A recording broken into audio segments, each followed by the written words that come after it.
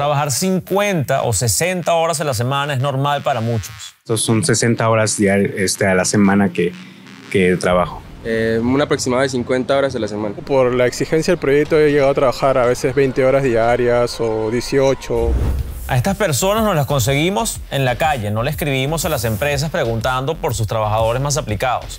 Y es que en América Latina trabajar hasta agotarse es muy común. Según la OCDE, en el 2022 a 76% de los latinoamericanos les dio un burnout, una crisis por agotamiento en el trabajo. ¿Qué tanto se trabaja en América Latina exactamente? ¿Por qué se trabaja tanto? ¿Cuáles son las consecuencias para tu salud? Sufrí una etapa de estrés, de insomnio crónico y tuve que recurrir a algunos medicamentos. Hay mucho de qué hablar. Hay diferente y distinta evidencia internacional que muestra que la reducción de la jornada de trabajo puede conducir a incrementar la productividad.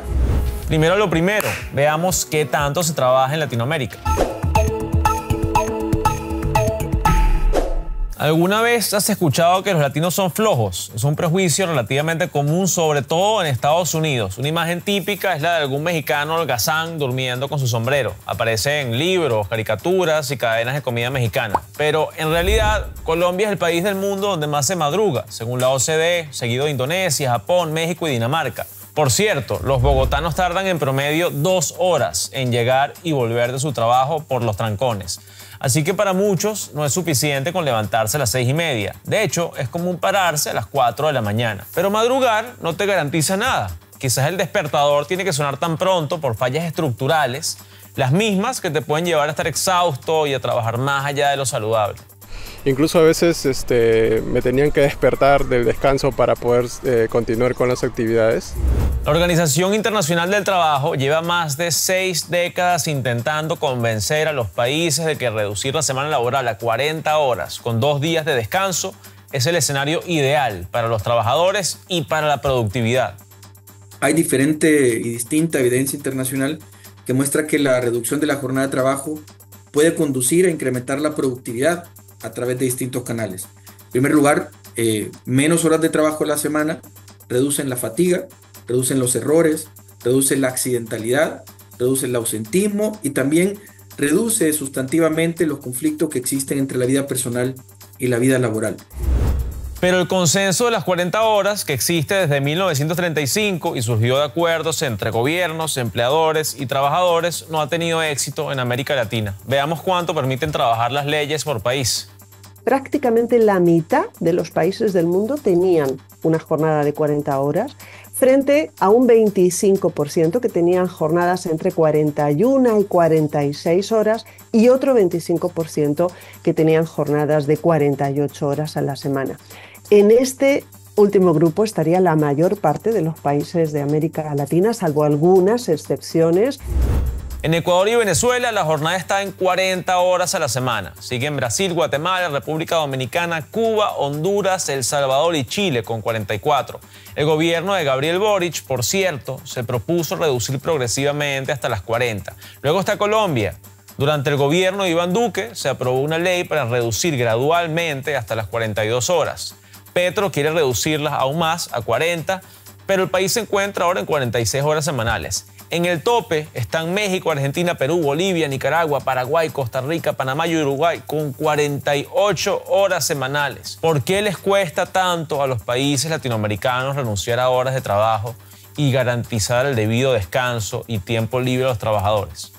En América Latina, la jornada de 48 horas es un vestigio de las normas laborales tradicionales que surgieron en el siglo XX cuando la industria y la producción eran los pilares económicos. Ahora la economía latinoamericana se ha transformado a tener un peso mucho mayor en los servicios. Pero estos vestigios de estas normas laborales persisten. En esto del trabajo, la región se quedó en el siglo pasado. Hay evidencia de que reducir el exceso de horas no significa reducir la productividad. Hay experiencias en nuestra región, en países como Chile, por ejemplo, que en 2001 inició el proceso progresivo de reducción de la jornada laboral de 48 a 45 horas. Y esa experiencia, da cuenta de que no se observó ni reducción salarial, ni tampoco un efecto significativo en la tasa de ocupación o desocupación en el caso de Chile. Un cambio en las leyes es un comienzo, pero una cosa es lo que en teoría dura la jornada laboral y otra diferente es lo que realmente se trabaja. Por ejemplo, tenemos países con niveles de incidencia de estas jornadas laborales largas de más de 48 horas que van desde niveles bajos, como en el caso de Ecuador, que anda alrededor del 13,5%, hasta niveles de incidencia de jornadas largas en los ocupados del 57% en el caso de Costa Rica. En teoría son 40 horas de lunes a viernes, pero en la práctica siempre hay horas extras, trabajo de fin de semana, y yo creo que he llegado a trabajar incluso hasta 50 horas.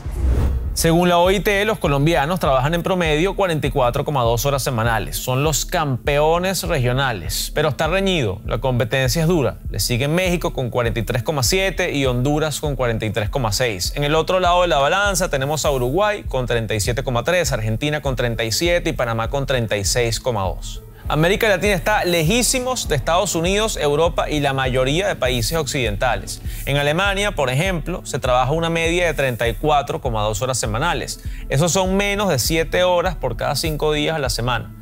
También hay que decir que la situación latinoamericana es más alentadora que la de muchos países de Asia y África, donde muy frecuentemente se sobrepasa el límite de las 48 horas semanales que marca la OIT.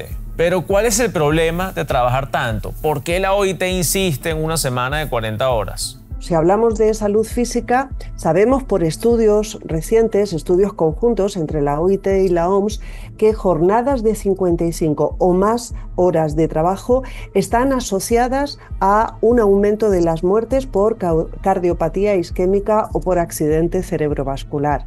También las jornadas extenuantes de trabajo están detrás de trastornos musculoesqueléticos y de accidentes de trabajo. Por el tipo de trabajo que hago en oficina y normalmente estoy sentado, el cansancio se da más sobre todo en la espalda, ¿no? En la postura, en los músculos del cuello, del hombro, ¿no? Y la vista también. Si trabajas 12 horas, por ejemplo, está comprobado que es más probable que tengas un accidente en las últimas 3. También es lógico, ¿no? Te cansas.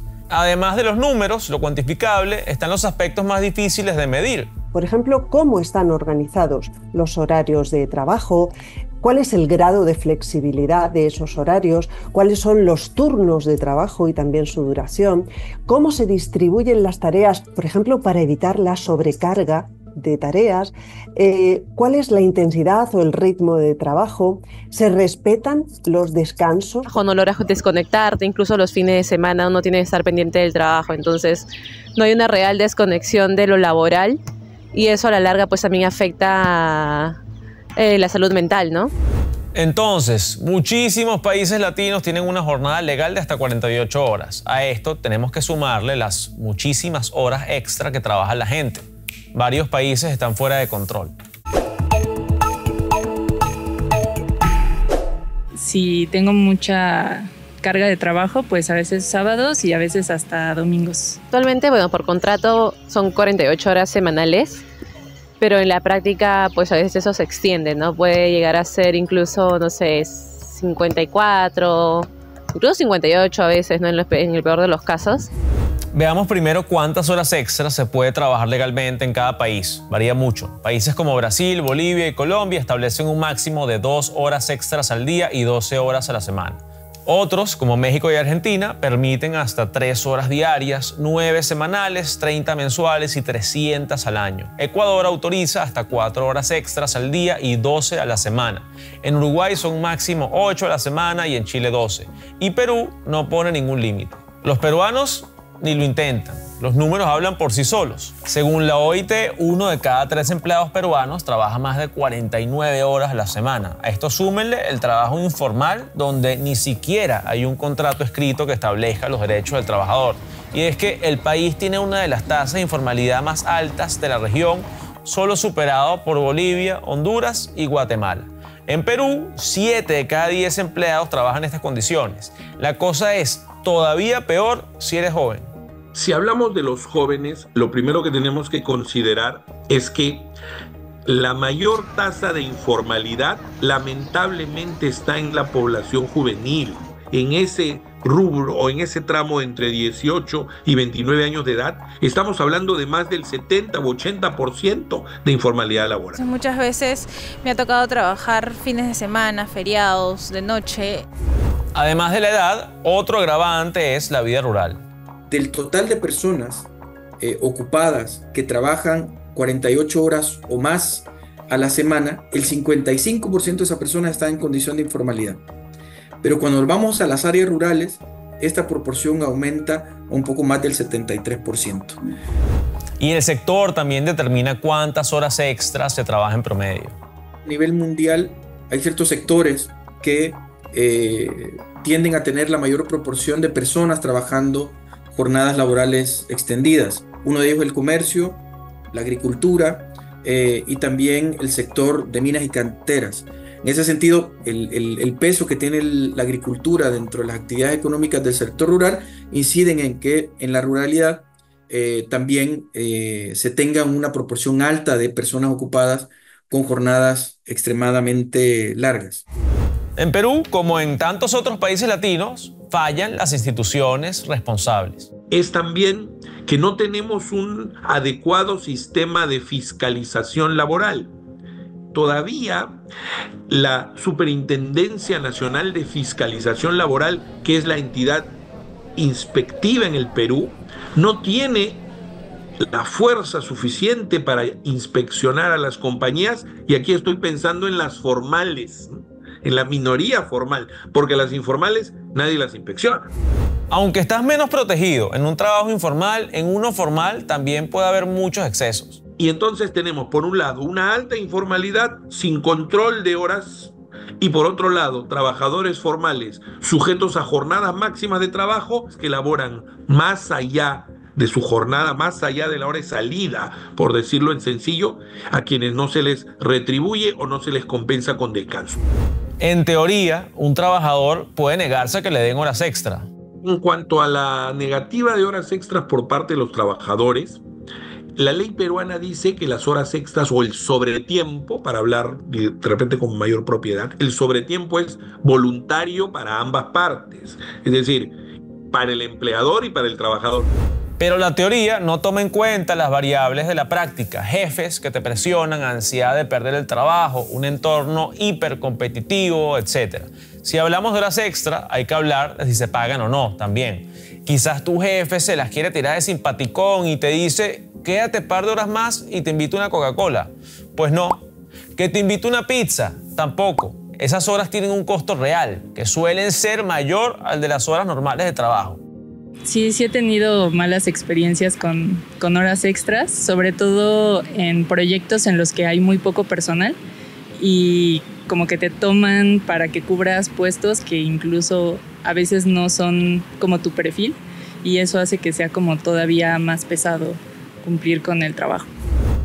De nuevo, las leyes varían según el país. En Perú, las 2 primeras horas extras se deben pagar con un recargo del 25% y a partir de la tercera con un 35%. Colombia distingue entre horas extras diurnas y horas extras nocturnas. Hasta las 9 de la noche se pagan con un recargo del 25% y a partir de ahí y hasta las 6 de la mañana el recargo es del 75%. En Chile es simple, el valor de una hora ordinaria más la mitad.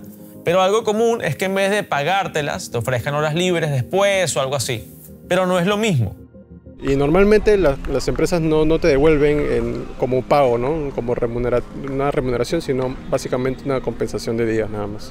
No es lo mismo trabajar, por ejemplo, horas extras de amanecida o por la noche que trabajar durante el día, ¿no? Entonces la compensación en días no es tan equitativa que digamos, o incluso ha habido veces en las que el cálculo de días es menor. Son días extra que a veces no puedes ni usar. Porque a veces, precisamente por la carga laboral que tienes, no te da espacio para poder aprovechar esos permisos. En todo caso, el exceso de trabajo puede ser dañino. La falta de descanso y de tiempo libre puede tener efectos graves sobre la salud. Y antes de que sea demasiado tarde, tenemos que escuchar las señales de alarma que nos envía nuestro cuerpo. Sí he sufrido estrés crónico y sí me ha tocado en algunos trabajos tocar base y decir que ya no puedo más porque incluso sí afecta a mi rendimiento laboral. Todos hemos sentido estrés por el trabajo. Tienes que entregar algo y se te acaba el tiempo, tu superior se molestó contigo, etc. Son situaciones puntuales que te estresan y tu cuerpo reacciona. En estas situaciones, el cuerpo reacciona liberando ciertas hormonas, sobre todo cortisol y endorfinas, que hacen que nuestro cerebro esté más alerta, que nuestros músculos se tensionen y también que aumente nuestro pulso. Pero cuando desaparece ese factor estresante, las hormonas regresan a sus niveles normales y los síntomas desaparecen. Esto es lo que se llama un estrés agudo. El problema grave es cuando ese estrés no desaparece. El problema está, como bien dices, cuando el estrés se cronifica, es decir, cuando los factores estresantes y por tanto ese nivel de alerta del organismo se mantienen durante un periodo elevado, provocando, por ejemplo, estrés relacionado con el trabajo. El estrés crónico también se ha presentado en las palpitaciones de algunos de los músculos, como por ejemplo los párpados o a veces los labios o ciertas partes de la cara. Este estrés crónico puede llevar a un síndrome de desgaste profesional, lo que en inglés llaman burnout. Yo lo viví, entonces fue una acumulación de mucho estrés y de mucho cansancio crónico, que sí me llevó a problemas de salud graves, o sea, incluso sí era un tema de que ya no podía pensar bien, no podía dormir bien, temas de salud mental que también me habían afectado, pues me afectó en todo, ¿no? Con mi pareja, con mi familia, en todas las áreas me afectó. Entonces sí es un tema que hay que cuidar y que hay que tomar en cuenta, ¿no? Porque se siente como una presión en el pecho, como hormigueos en el rostro, ¿no? de la carga laboral y el estrés que esto genera. Según encuestas del conocido portal de empleo Boomerang, el desgaste se disparó en plena pandemia y sigue aumentando. En 2024, en Ecuador, el 78% de los trabajadores dijo haber sentido estrés laboral crónico. En Perú fue el 82%, en Panamá el 88%, en Chile el 89% y en Argentina nada menos que el 91%. La mayor parte de los encuestados atribuyeron este desgaste, en primer lugar, a la sobrecarga de trabajo, en segundo, al trato de los superiores y el tercero, la falta de claridad con respecto al rol asignado. ¿Cómo debe tratarse el burnout? Actuar desde la prevención y también desde la OIT apoyamos fuertemente el diálogo social. Hemos dicho que los factores de riesgo psicosocial están en las empresas, están en los lugares de trabajo. Así como las empresas deben evaluar riesgos físicos como el ruido o riesgos químicos, también tienen que hacerlo con el riesgo de burnout y tomar medidas para prevenirlo. Y aquí hay que tener en cuenta que las medidas más efectivas van a ser aquellas que prioricen la organización del trabajo. Es decir, poner los acentos en los horarios de trabajo, en las cargas y en los ritmos, en la necesidad de lograr esa mayor conciliación entre la vida laboral y la vida personal. Y que te den una clase de yoga o una pelotica antiestrés no sirve de mucho si no viene con medidas que ataquen el problema de raíz. Tiene que haber cambios en los horarios y respeto a la vida privada de la gente. Por ejemplo, la pandemia puso de manifiesto que intervenciones de carácter individual, que con toda la buena fe muchas empresas pusieron en práctica, como las pausas activas o el yoga o la meditación, de poco van a servir si no van acompañadas de estas otras medidas organizacionales que pongan el acento y que traten de resolver los problemas desde la fuente o desde el origen. Quizás te has dado cuenta de que hemos hablado sobre todo de trabajos de oficina, de personas que por lo general han tenido acceso a una educación y tienen la capacidad de elegir si mantienen o dejan su empleo. Muchas otras personas no tienen esa suerte. Según la OIT, más de 1,9 millones de personas en América son víctimas de trabajos forzosos. Eso viene con sus propias desventajas que ya hemos tocado en otros episodios. En resumen, trabajar de más es nocivo para la salud física y mental y no trae más productividad. ¿Se podrá reducir la jornada laboral en América Latina?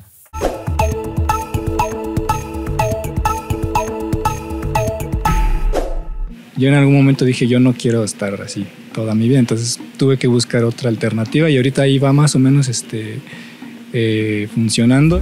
La respuesta corta a si se puede reducir la jornada es, por supuesto. Ninguna ley de la naturaleza lo impide, ¿no? Como ya dije antes, tampoco tiene desventajas económicas. Por el contrario, puede tener ventajas. Lo dice la OIT, trabajar menos horas a la semana tiene efectos positivos no solo en la salud de los trabajadores, también en la economía. Si hay un menor número de trabajadores enfermos, hay menos gastos en salud y hay más consumo. Las personas que no están trabajando están consumiendo bienes y servicios en su ocio y su tiempo familiar. Pero muchos gobiernos latinoamericanos prefieren hacer las cosas a su manera, a su estilo, aunque sea contrario a la evidencia. Se niegan a reducir la jornada por miedo a perder productividad. Pero como ya vimos, hay ejemplos que desmienten esa creencia. Otra encuesta del portal de empleo Boomerang, realizada a especialistas en recursos humanos, indica lo mismo. En Perú, un 73% de los consultados cree que es posible reducir la jornada laboral y mantener los mismos salarios. En Chile fue un 67%, en Argentina un 66% y en Panamá un 62%. Solo en Ecuador los expertos no quedaron muy convencidos. Solo el 25% estuvo de acuerdo, quizás porque Ecuador consiguió hace ya casi medio siglo instaurar la semana laboral de 40 horas y no les quedan ambiciones. Yo siento que podría tener un trabajo de 4 días semanales y podría sacar mi chamba sin ningún tema. Muchos países ya están experimentando con la semana laboral de 4 días sin reducción de salarios. Aquí mismo en Alemania, un estudio reciente de la Universidad de Münster, con la participación de 41 empresas, concluyó que este modelo no solo reduce el estrés, sino que aumenta ligeramente la productividad de los empleados. Al terminar el ensayo, un 39% de las empresas decidió implantar la semana de 4 días laborales. Decenas de empresas a lo largo del mundo han tomado la misma decisión después de tener la experiencia. En Reino Unido, otro ejemplo, realizaron un proyecto piloto para reducir a 4 días las semanas laborales sin reducir el sueldo. Y los resultados del estudio arrojaron algunas cifras interesantes. Por ejemplo, cerca de un 40% de los trabajadores declararon estar menos estresados. Pero por su parte, las empresas señalaron que se había reducido el absentismo laboral y que también habían percibido una mayor motivación de los trabajadores. Un mayor nivel de fidelidad incluso. De manera que cuando terminó la experiencia piloto, 56 de las 61 empresas decidieron mantener la medida de manera permanente. Pero no todos los sectores pueden aplicar este cambio por igual. Cada uno tiene sus complejidades. La reorganización de las horas en menor cantidad de días tiende a ser una discusión, digamos, bastante compleja, porque probablemente esto no se puede aplicar de la misma manera en todos los sectores y todas las industrias. Costa Rica plantea su propia versión a lo latino. Una iniciativa presentada en el Congreso propone trabajar 4 días a la semana, pero no 8 horas al día, sino 12. Sin embargo, parece que varios países insisten en reducir la jornada considerablemente. Ya lo vimos, Colombia y Chile reformaron sus leyes y avanzan progresivamente hacia 42 y 40 horas respectivamente. México se ha propuesto también disminuir a 40 horas. De momento, la discusión de la reforma laboral allí se ha pospuesto para este 2025. Después del angustioso recorrido por los problemas, pasemos a las soluciones. ¿Será que las empresas y los gobiernos latinoamericanos van a quedarse estancados en la época de los excesos y el trabajo nocivo o van a tomar medidas pensando en la salud de los empleados? No hay que ser un paraíso laboral de la noche a la mañana. Se puede empezar por algo intermedio. La progresividad es un elemento que también la experiencia de nuestra región nos da en los últimos años. Y esto es precisamente lo que la recomendación de la OIT sobre la reducción de la duración de trabajo plantea. Particularmente cuando la jornada excede las 48 horas, la OIT recomienda o sugiere adoptar medidas inmediatas para reducirlo a ese nivel. Esto es sin reducción de los salarios que estén percibiendo los trabajadores. Si son progresivas, es menos probable que afecten la productividad y el desarrollo. También tener en cuenta que estas medidas que deben ser progresivas no afecten la producción ni tampoco el desarrollo de nuevas industrias o la competitividad internacional. Y en este sentido es importante también tener este balance, esta progresividad que permita también poder hacerlo por etapas espaciadas en el tiempo. Por supuesto, primero debe garantizarse que se cumplan las normativas sobre el trabajo en cada país. Eso a nivel colectivo.